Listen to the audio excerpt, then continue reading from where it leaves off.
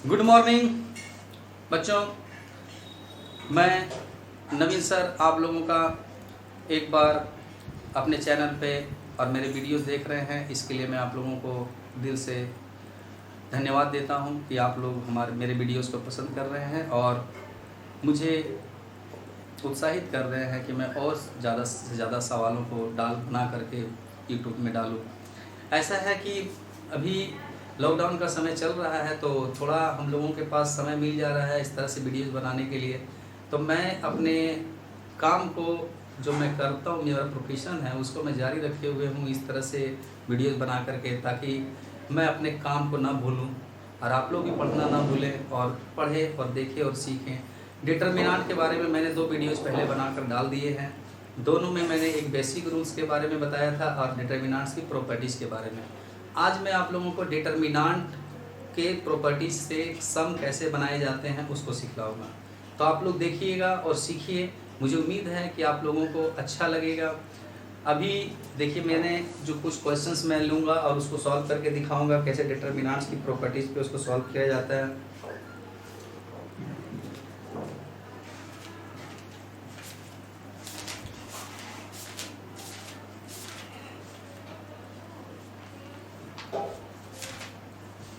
मैं यहाँ एक छोटा सा क्वेश्चन ले रहा हूँ। जैसे कि अगर मेरे पास दिया हुआ है question, so that a b c a plus 2x b plus 2y c plus 2z x y z equal to 0। तो ये मेरे पास डिटर्मिनेंट है और इस डिटर्मिनेंट को हमें इतना का वैल्यू 0 लाकर दिखाना है। तो इसमें कौन सा प्रॉपर्टी हम यूज करें ताकि ये 0 है? तो बच्चों, 2 ही प्रॉपर्टीज हैं जिससे कि हम किसी भी डिटर्मिनेंट का वैल्यू 0 लाकर दिखाएंगे। पहला प्रॉपर्टी है कि हम 2 रो को या 2 कॉलम को एक जैसा बना दें, या फिर किसी भी एक रो या एक कॉलम को पूरा 0 बना दें। तो यहाँ पर हम दोनों में से कोई एक रूल को यूज कर सकते हैं। तो हमारे पास हम ये करना चाहेंगे कि कोई 2 रो या 2 कॉलम एक जैसा हो जाए। तो एक बात आप नोटिस करके देखें, अगर हम लोग R1 में R3 को जोड़ दें, ले जा करके R1 में R3 को अगर हम जोड़ दें तो हमें क्या प्राप्त होगा? a plus x. देखिए R3 ये वाला लाइन है, इसको ले जाकर ऊपर ऐड करना है। फिर b plus y c plus z. Second row जो है हमारा a plus 2x b plus 2y c plus 2z। और जो हमारा थर्ड रो है वो है x y और z। ऑपरेशन हमने सिर्फ फर्स्ट रो में किया है। अब देखिए आप यहाँ पर फर्स्ट रो और सेकेंड रो दोनों एक जैसे हो गए, इस कारण ये 0 हो गया। क्योंकि आपको मालूम है, if rose 2 rows or 2 columns of a determinants are identical, then the value of the determinant is 0. 2 rows are identical, 2 rows are identical। यहाँ मैंने रीजन भी लिख दिया कि क्यों इसको 0 किया गया है। अब इसी तरह से और भी मैं क्वेश्चंस आप लोगों को बनाऊंगा। आप लोग देखिए, इसको आप लोग नोट कर ले, इसको लिख ले और आप लोग इसको कॉपी करें और समझें। इसमें ध्यान रखना है कि 0 जब भी लाना हो तो इसको लाने के लिए अगर using the properties of determinant की बात हो रही हो और 0 लाने की बात है तो 2 ही प्रॉपर्टीज यूज कर सकते हैं। एक कि 2 रो या 2 कॉलम कोई भी बराबर दिखा देना है, या कंप्लीट एक रो को या फिर कंप्लीट एक कॉलम को 0 बना देना है। तो ये आपका मैंने 2 रोज को एक जैसा बना दिया, इससे हमारा आंसर 0 आ गया। बस ये ध्यान रखिए और आपका आंसर बनता है, आपका सवाल सॉल्व होता रहेगा। अब आगे बढ़ता हूँ मैं दूसरे क्वेश्चन की ओर।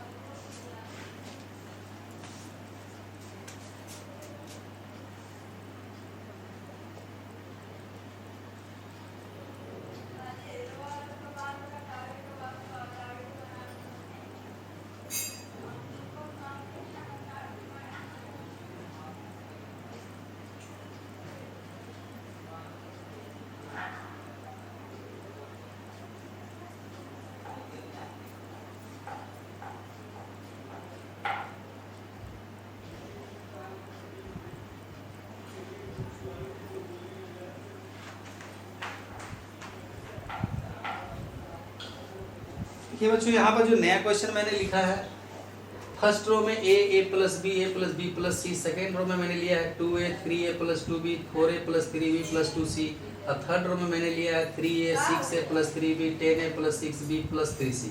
अब हम लोगों को लाना क्या है, ए क्यू। तो हमने आपको बताया कि अगर मेरा जीरो आंसर अगर लाना होता है तो हम लोग दो प्रॉपर्टीज का यूज करेंगे, या तो दोनों रो को एक जैसा बना दें, या दो रो कॉलम को एक जैसा बना दें, या फिर किसी एक रो को कंप्लीट जीरो बना दें, या एक रो को कॉलम को कंप्लीट जीरो बना दें। पर ऐसा हमें यहाँ करना नहीं है, हमें ए क्यू फाइंड करना है। तो हमें कोशिश क्या करनी है, वो बात भी आप लोग ध्यान में रखना, मैक्सिमम कॉलम में या रो में मैक्सिमम जीरो बनाने की कोशिश करनी है। तो बहुत इंटरेस्टिंग है, अब मुझे उम्मीद है आप लोग कर सकेंगे। देखिए इसको अगर हम जीरो बनाना चाहें तो कैसे बनेगा, तो इससे 2 से मल्टीप्लाई करके अगर यहाँ माइनस किया जाए तो जीरो हो सकता है, इसको 3 से मल्टीप्लाई करके यहाँ माइनस किया जाए तो जीरो हो सकता है। तो क्या है तरीका बनाने का, तो सबसे इम्पोर्टेंट तरीका ये है कि जितना ज़्यादा आप एक कॉलम में या एक रो में जीरो बनाएंगे उतना आसान हो जाएगा आपको इवैल्यूएट करने में। तो देखिए मैं यहाँ पर R2 का ऑपरेशन कर रहा हूँ, R2 माइनस 2R1, और साथ में मैं एक ऑपरेशन और कर लेता हूँ R3 का, R3 माइनस 3R1। अब आप क्या देखोगे कि फर्स्ट रो तो हमारा a प्लस बी प्लस सी, ये आपका 2a से मल्टीप्लाई होकर माइनस होने के बाद जीरो, इसको 2 से मल्टीप्लाई करने के बाद यहाँ पर आपका a बचेगा माइनस होने के बाद, और यहाँ पर आपका b बचेगा, तो ये हो जाएगा a प्लस बी। अब इसमें भी 2 से मल्टीप्लाई करके अगर यहाँ माइनस किया जाए तो आप लोग बता सकते हैं 2 से मल्टीप्लाई होकर यहाँ माइनस होने के बाद 2a बचेगा, b बचेगा, और यहाँ पर कुछ नहीं बचेगा, ये c 2c कैंसिल हो जाएगा। अब उसी तरह 3 से इसको मल्टीप्लाई करके यहाँ माइनस किया जाए तो 0 आएगा, 3 से मल्टीप्लाई करके दोनों को यहाँ माइनस करने पे यहाँ 6 है, सॉरी बच्चों यहाँ पर b एलिमिनेट होगा क्योंकि 2 से मल्टीप्लाई करने के बाद 2b हमारा एलिमिनेट होकर 0 हो गया। और अब जो है यहाँ 3 से जब मल्टीप्लाई किया जाएगा तो 3 से ये 3 माइनस होने के बाद 3a बचेगा, और 3 से जब 3b को मल्टीप्लाई करके हम माइनस करेंगे तो b वाला बढ़ गया है। यहाँ पर आप लोग 3 से मल्टीप्लाई करके यहाँ माइनस करेंगे तो 7a आएगा, और 3 से मल्टीप्लाई करके यहाँ माइनस करेंगे तो 3b आएगा, और 3 से मल्टीप्लाई करके यहाँ माइनस करेंगे तो वो c वाला पार्ट खत्म हो जाएगा। तो इस तरह से बच्चों 2 जीरो मैंने मैक्सिमम बना दिया। अब आप और ज़्यादा जीरो बनाना चाहते हैं तो इसको आप लोग 3 से मल्टीप्लाई करके यहाँ माइनस करेंगे तो ये भी जीरो बन सकता है। लेकिन आप लोगों को मैं बता देता हूँ, अगर एक रो में या एक कॉलम में ज़्यादा से ज़्यादा अगर 2 जीरो बन चुका है तो फिर आप इसको एक्सपेंड करके भी सॉल्व कर सकते हैं। तो एक ऑपरेशन और यहाँ किया जा सकता है, अगर हम लोग काम कर दें R3 का, R3 माइनस 3R2, तो 3 से मल्टीप्लाई करके अगर इसमें माइनस किया जाए तो आप क्या देखोगे, ये तो फर्स्ट रो हमारा इसी तरह से रह जाएगा unchanged, a plus b plus c, और ये जो है 0 से मल्टीप्लाई, ये तो आपका सेकेंड रो आपका अनचेंज्ड, इसको 0 से मल्टीप्लाई कर 3 से मल्टीप्लाई करने के बाद 0 ही आएगा, 3 से मल्टीप्लाई करके माइनस करने से 0, 3 2 जा 6, 7 में से 6 जाएगा तो a बचेगा, और यहाँ पर 3 से 3 गायब हो गया, यानी कि ये खत्म हो जाएगा, 0 0 पर 0 बन जाएगा।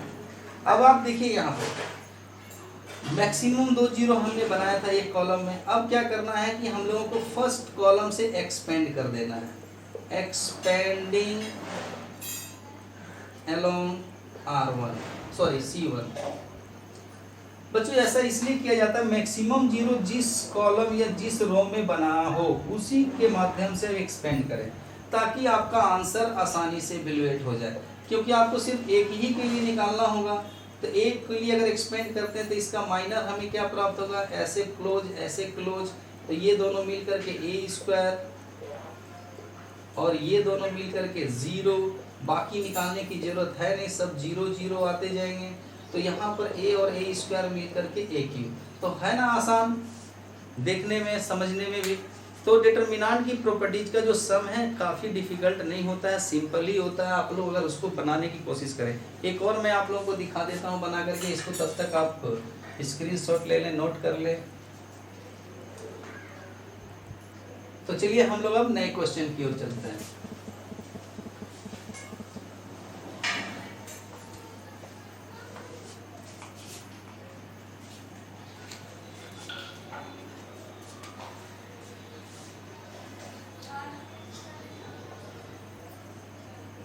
यहाँ पर मैं इवेल्युएट लिख रहा हूँ, ये डिटर्मिनेंट है जिसको इवेल्युएट करना है। 1 1 1 a b c c a b, इसको इवेल्युएट करना है। तो कैसे किया जाएगा इवेल्युएट, ये हमें सोचना होगा। तो मैंने अभी कहा कि जीरो तो बनाना है नहीं, लेकिन हमारा सोच ये होना चाहिए कि हम इसको इवेल्युएट कैसे करें। तो हम एक्सपेंड करके वैल्यू निकाल सकते हैं, लेकिन कोशिश करना है कि हम इसको थोड़ा मिनिमाइज कर दिया जाए। तो मिनिमाइज करने का क्या तरीका है, तो मैंने अभी भी बताया था कि एक रो या एक कॉलम में मैक्सिमम जीरो बनाया जाता है। तो चलिए हम लोग इसमें मैक्सिमम जीरो बनाने की कोशिश करते हैं।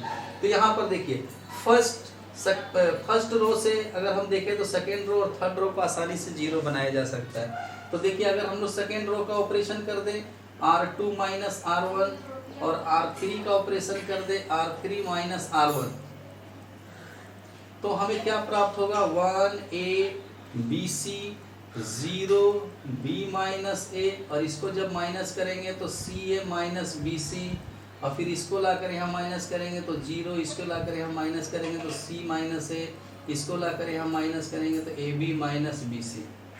अब जो है यहाँ 1A BC 0 B minus A, यहाँ से अगर कॉमन किया जाए तो माइनस C अगर कॉमन किया जाए तो हमें क्या मिलेगा, B माइनस A। फिर यहाँ पर अगर हम लोग 0 C माइनस A है मेरे पास, यहाँ से अगर हम लोग माइनस B कॉमन करें तो हमें प्राप्त होगा C माइनस A। अब इस तरह से हमारे पास इस रो से B माइनस A कॉमन निकल सकता है, इस रो से C माइनस A कॉमन निकल सकता है। तो हम लोग टैकिंग कॉमन कर लेते हैं, tacking common B minus A from R2 and C minus A from R3। तो इस तरह से मेरे पास बाहर में आएगा B minus A into C minus A, और बाकी जो डिटर्मिनेंट हमारा बचेगा 1A BC 0 1 minus C 0 1 minus B। तो देखिए, इस रो से मैंने निकाल दिया, इस रो से मैंने निकाल दिया C माइनस 1, और यहाँ से मैंने निकाला B माइनस 1 है। अब हम लोग क्या करेंगे, मैक्सिमम 2 जीरो बन चुका है, तो हम कोशिश करते हैं इसको एक्सपेंड कर देते हैं।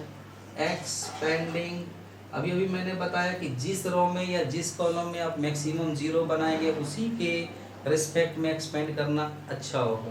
तो expanding along C1 B minus A and C minus A, तो मेरे पास पहले से ही है। अब यहाँ पर देखिए 1 के लिए एक्सपेंड करेंगे तो ये क्लोज, ये क्लोज, ये 4 बचेंगे माइनर, तो माइनस B प्लस C, और फिर 0 के लिए निकालोगे तो 0 ही आएगा, अदर के लिए 0 ही आएगा। तो B minus A C minus A, और यहाँ से आप C माइनस B एक फैक्टर के रूप में हमें प्राप्त हो गया इसका आंसर। आप अरेंज भी कर सकते हैं इसको। तो बच्चों, कुछ सीखने को मिला ही होगा आप लोगों को कि डिटर्मिनेंट की प्रॉपर्टीज से कैसे सम बनाए जाते हैं। मैं और प्रॉपर्टीज पे सम बनाऊंगा अगले वीडियोज में। इसको देख करके आप लोग फिलहाल कॉपी कर ले, इसको देख के कुछ सीख लें, और उसके बाद कोशिश खुद से भी करें बनाने का। कोशिश क्या रखना है कि हर रो हर कॉलम जिसको आप ऑपरेट करते हैं उसमें मैक्सिमम जीरो बनाने की कोशिश कीजिए, और अगर ज़्यादा से ज़्यादा जीरो अगर आप बनाते हैं तो आपका जो है डिटर्मिनेंट इवैल्यूएट करने में ज़्यादा सुविधा होगी। अब आप लोगों को बाकी अगले वीडियोज में मैं बताऊंगा। थैंक यू बच्चों।